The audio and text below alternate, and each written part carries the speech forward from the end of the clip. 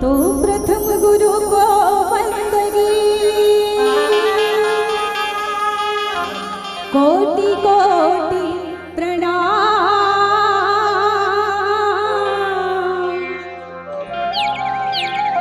कीट न जाने भृंग को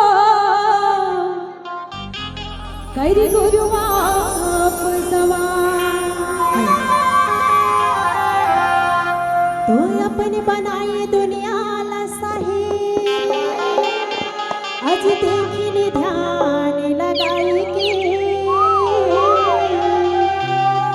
अपन बनाए दुनिया लसाही देखिने ध्यान लगाई के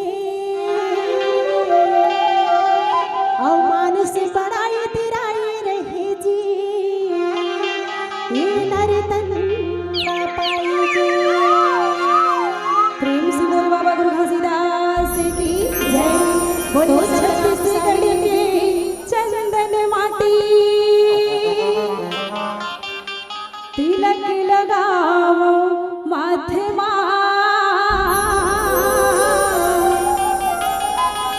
बड़े बड़े बड़े जिज्ञानी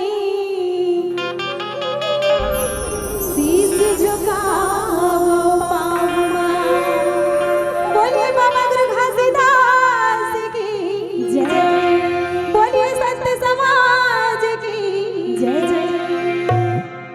उमरे माटी के चोला माँ बाबा